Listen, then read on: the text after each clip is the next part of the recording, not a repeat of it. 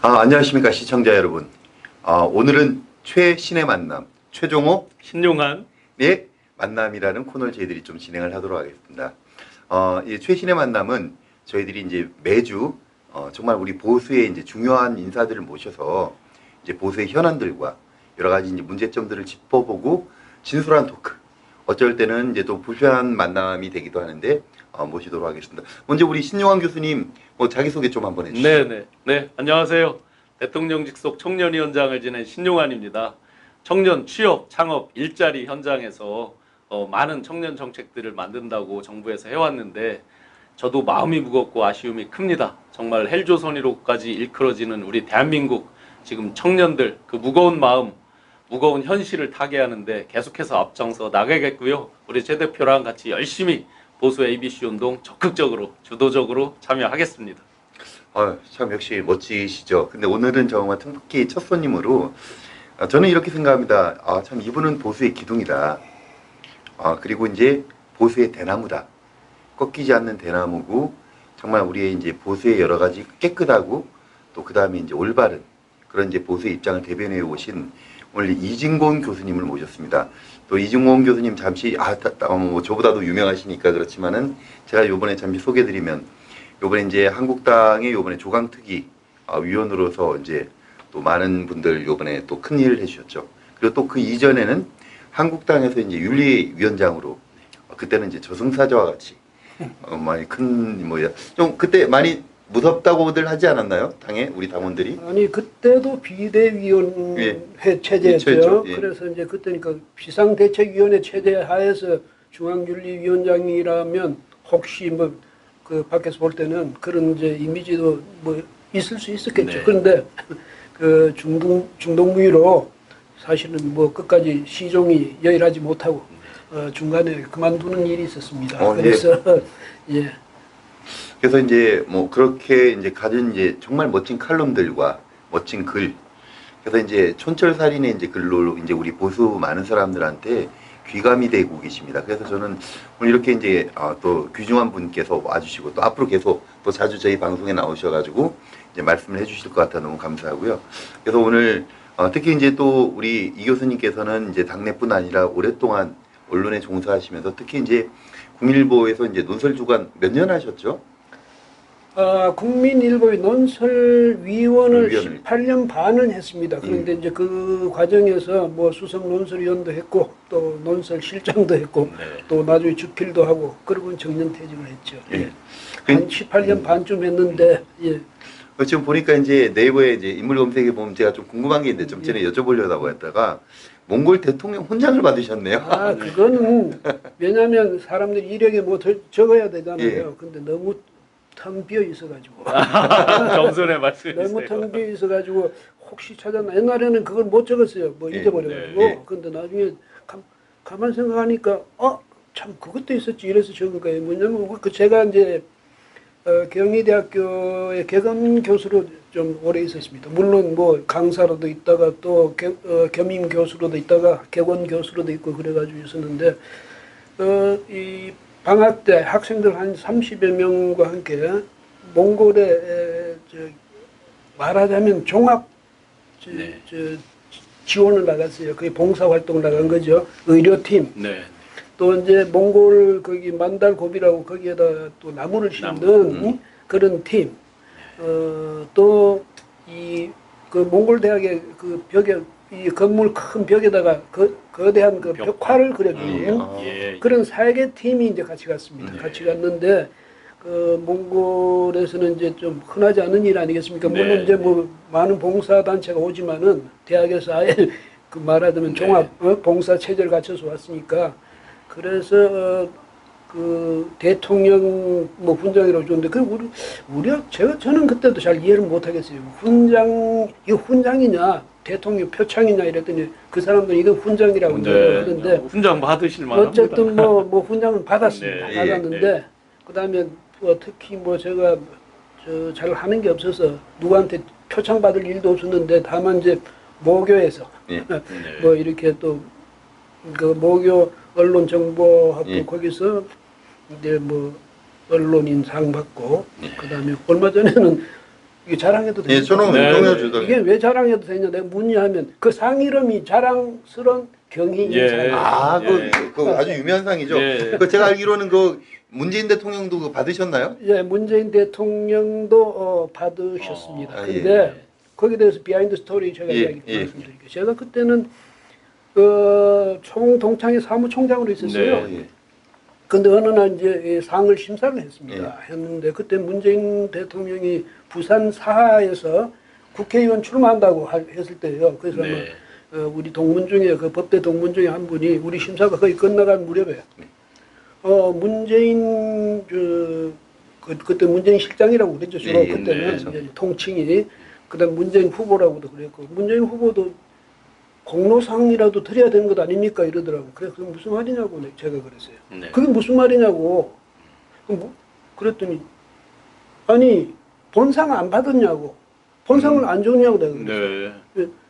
왜냐하면 그때 경호실장 하던 분이 본상을 받았거든요. 아, 예. 그런데 그 비서실장이 본상을 안 받았을 리가 없지 않느냐. 네. 안 받았대요. 아, 그러면 그 상을 드리면 본상을 드려야지. 네. 그 무슨 저 공로상이나 이런 거 드리는 거는 말이 안 되지 않냐. 네. 그래서 제가 본상을 추천해서 이제 본상을 드리게 됐는데 네. 나중에 좀 생각하니까 그 본상을 왜 안 드렸을까? 동창회에서 안 했을 리는 없단 예. 말이에요. 그쵸, 아마 동창회에서 제의를 참 그렇게 이야기를 했겠죠. 네. 상을 드릴 테니까 받으시겠습니까? 물었겠지. 네. 그냥 아마 제 심작입니다만 그때는 안 받으시겠다고 한 거 아니냐. 그런 생각이 듭니다. 어쨌든 그래서 그때는 이제 또 선거에 나가셨을 때니까 네. 기꺼이 그 상을 받았다고 저는 뒤에 전해드렸습니다. 예. 아, 네. 문재인 대통령 또 그런 비하인드 스토리가 있네요. 그러면 예. 그래서 저희가 예전에 사실 언론 하면은 오히려 뭐 스카이보다 경희대 외대가 그때 한 70년대 80년대 주름 잡지 않았나요? 아 그런 건 아니고요. 역시 뭐 예. 우리나라 유수의 언론기관은 전부 예. 요즘 흔히 하는 말로 스카이, 네. 스카이가 뭐 거의 석권하다시피 했죠. 예. 그다음 그 여타대학엔 그냥 말로 가뭄에 콩나듯이 이제 있었는데 저 같은 경우에는 또 그 우연히 부산에서 기자 생활을 예, 부산에 보게 시작했어요. 됐지 않습니까? 예. 그래서 뭐 서울에서는 어땠는지 모르지만 나중에 와서 보니까 전체 판도가 스카이로 네. 거의 뭐 일색이었습니다. 예.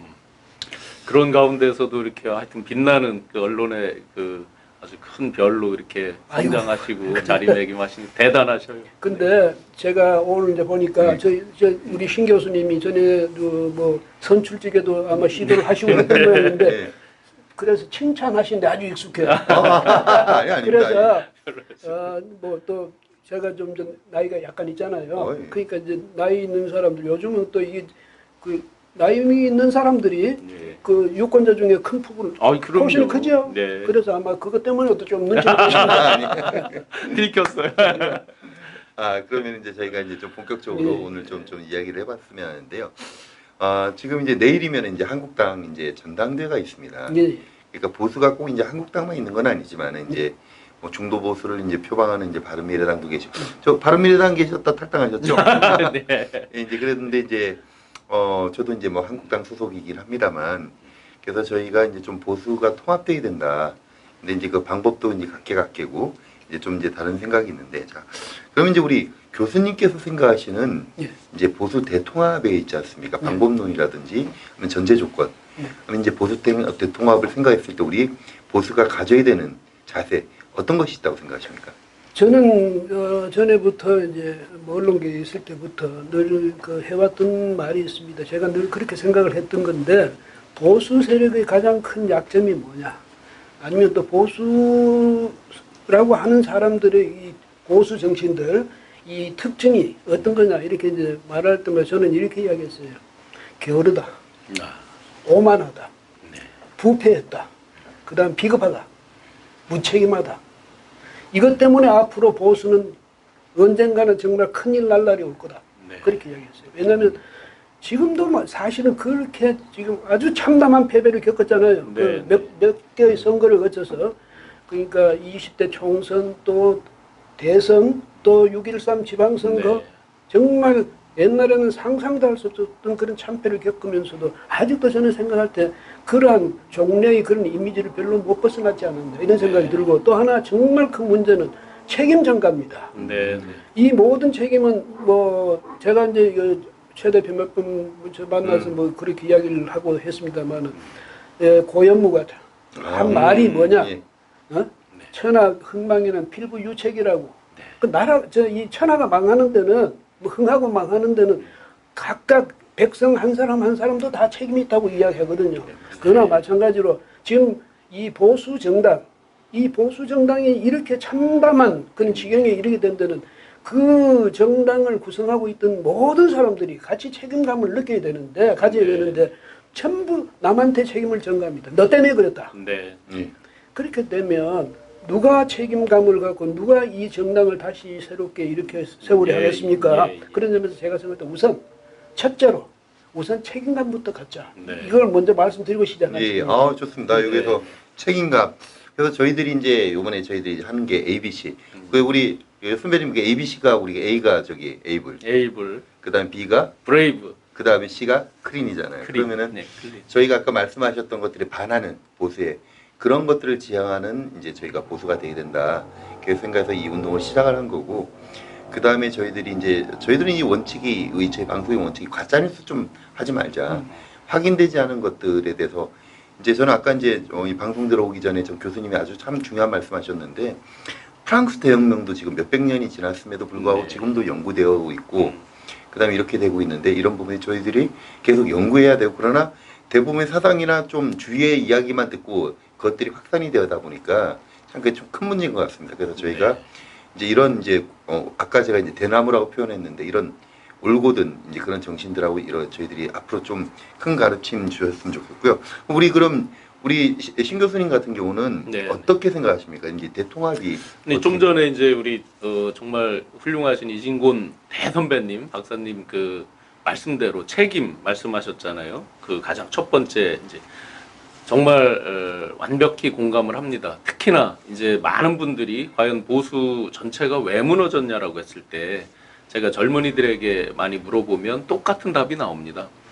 그리고 조금 더 가치적인 측면으로 접근을 하자면 과연 보수의 근본 정신이 뭐냐, 다 알고 있는 거 그것만이라도 지켜달라. 책임, 희생, 헌신, 노블리스 오블리제, 보수를 보수하라. 아주 기본적으로 교과서적으로 흔히 말해왔던 거, 그 중에 가장 첫 번째 책임, 뭐 희생, 헌신까지 나가면 더 좋죠.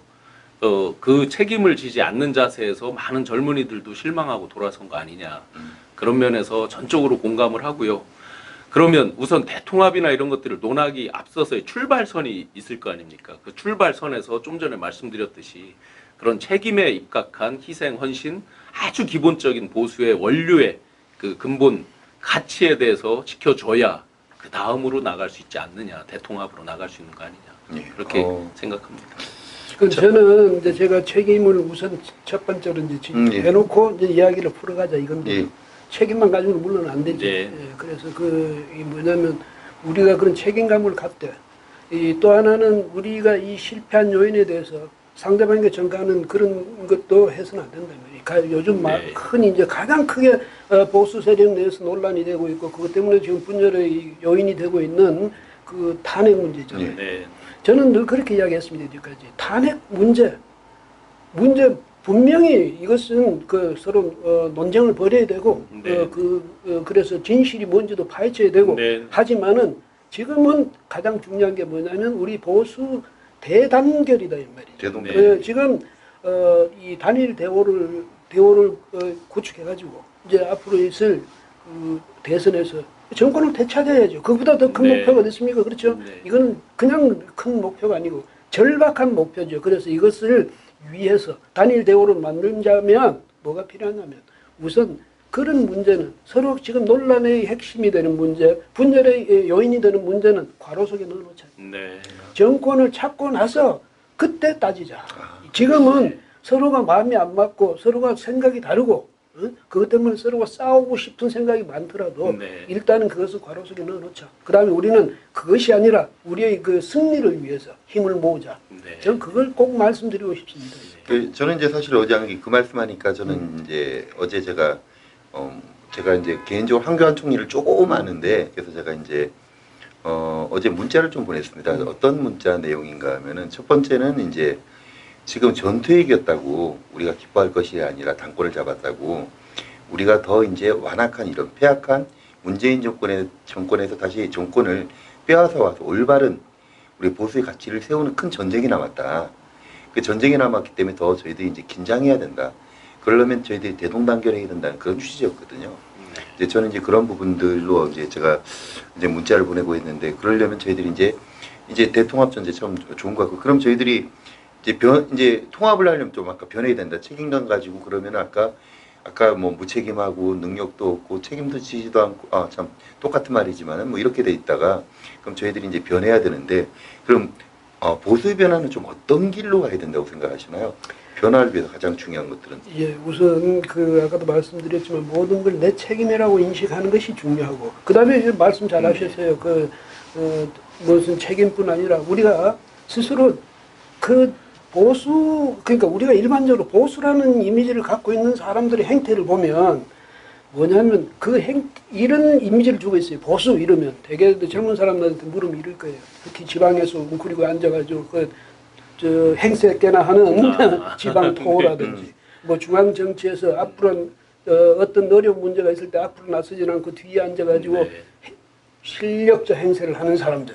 뭐 이런 사람들이 보수 정치인 이런 이미지가 박혀 있거든요. 그래서 이제 그게 아니라 정말 스스로가 희생할 줄 아는 그 다음에 봉사할 줄 아는 이런 보수가 돼야죠. 그러니까 남에게서 뭘 받는데 자꾸 익숙해져 가지고 거기에 매달릴 게 아니라 주는 사람 그렇잖아요. 뭐든지 마음도 주고 내가 할 수 있는 노력도 주고 또 내가 만약에 남보다 상대적으로 좀 더 여유가 있다면 남을 위해서 그런 기부도 하고 이렇게 하는 그 옛날에 노무현 전 대통령이 그때 2004년 5월 24일 날 탄핵이 기각됐어요. 그리고 그 13일 후인 5월 27일에 연세대학교에서 특강을 했거든요. 근데 그때 그분이 하신 말씀이 이거예요. 보수, 뭐 따뜻한 보수, 뭐 인간의 얼굴을 한 보수, 무슨 보수도 보수는 변하지 말자는 거다. 이익을 오로지 하자는 거다. 그 가진 사람끼리 적당히 나눠 갖자는 그런 거다. 뭐 진보는 더불어 살자는 거다. 이렇게 했거든요. 그런데 사실은 그런 뜻이 아니죠. 그런데 그런 뜻이 아닌데 그렇게 명쾌하게 특히 대통령이 그렇게 함으로써 보수의 이미지가 그때 저는 이제 거기에 대해서 반박하는 뭐 칼럼도 쓰고 했습니다만은 그런 이미지를 왜 주느냐 이 말이에요. 우리가 그것도 우리가 잘못이다. 이렇게 좀 인정을 하면 안 되겠습니까? 그런데 인정을 하고 해야 되고 또 하나는 앞으로 이제 우리 신 교수님 같은 분들이 또 우리 최 대표 같은 분들이 젊은 분들이 죄송합니다. 그런데 저보다는 상대적으로 그러니까 이 젊은 분들이 이 보수라는 뭐가 보수여야 되는지 개념 정의부터 새로 하고 우리 이 사실 보수 진보라는 개념이 낡아빠진 개념이에요. 이게 아주 그야말로 구시된 18세기적인 19세기적인 이런 용어를 지금 갖고 와서 자꾸 우리가 그걸 덮어 쓰니까 이런 식이 되는데 앞으로 저는 뭐 요즘 이제 자유우파라고 이야기합니다만 이렇게 좀 용어 정의부터 새로 하고 그다음에 그 의미 정의를 이제 새로 좀 분명히 할 필요가 있지 않느냐 이런 생각도 듭니다. 귀한 말씀을 감히 제가 첨언을 드리면 이제 큰 틀 속에서 서로 어떤 갈등이나 반목에 의해서는 괄호 속에 집어넣고 미래로 나아가자라는 이제 큰 틀의 말씀이신데 거기에 감히 첨언을 드린다 그러면 그런 가운데에서 지금 귀하게 말씀해주신 그 보수 또 자유우파 이런 가치적인 동질성을 갖고자 하는 노력을 우리 젊은 사람들까지도 끊임없이 그 노력을 같이 해나가는 그래서 현실적으로 대통합이 되는 부분 그 베이스에서 어떤 가치적인 동질성을 확보하는 노력들 이런 것들이 좀 곁들여지면 좋겠다라고 생각합니다. 저는 우리 이제 평소에 이제 우리 신 교수님이 하셨던 이야기 중에 좀 좋았던 이야기가 저희 이제 보수 특히 이제 보수의 이제 장자라고 할 수 있는 자유한국당에 그동안 이제 여성들은 꽃병처럼 꽂아놓고 청년들은 이제 이용해서 병풍처럼 딱 펼쳐놓고 이제 그냥 와 이렇게 벽지처럼 이렇게 책꽂이처럼 뒤에 이제 배경으로 썼죠. 이제 그렇게 동원되어 왔고 그래서 그래놓고 이제 정작 이제 정치인들은 포도 청년, 포도 여성 이렇게 이야기를 했었는데 이제 우리 신 교수님 말씀하실 때 이게 그 포도 청년, 포도 여성을 다이더 청년, 바이더 여성으로 바꿔야 된다. 그런 표현을 썼는데 저는 참 그게 공감이 됐었거든요. 저는 그래서 저희가 변화하려면은 저는 이제 어떤 워딩인가 하면 우리가 기득권을 놔야 된다. 지금 우리가 이제 이 기득권을 낳지 못했기 때문에 저는 참 외람된데 저는 사실 솔직히 아까 탄핵 문제 이야기 일단 덮어주긴 하는데 저는 제 입장에서는 이게 뭐 저희 진보에서 뭐라고 욕할지 모르겠지만은 또 우리 마찬 우리 보수에서도 욕할 수 있습니다. 저는 이번에 박근혜 대통령이 너무 아까워요. 안타까워요. 정말 이게 정말 30년 받을 죄냐? 전 아니라고 생각해요. 그건 아닌데 근데 중요한 것은 이분이 정말 희생양이 됐다는 표현보다 본의 아니지만은 이분이 이런 질고를 이제 겪음으로 인해서 우리 대한민국 정치가 좀 깨끗하게 됐다. 좀 솔직히 이제 이번에 박 대통령 주위에 계신 분들 이제 처벌받으신 분들 있잖아요.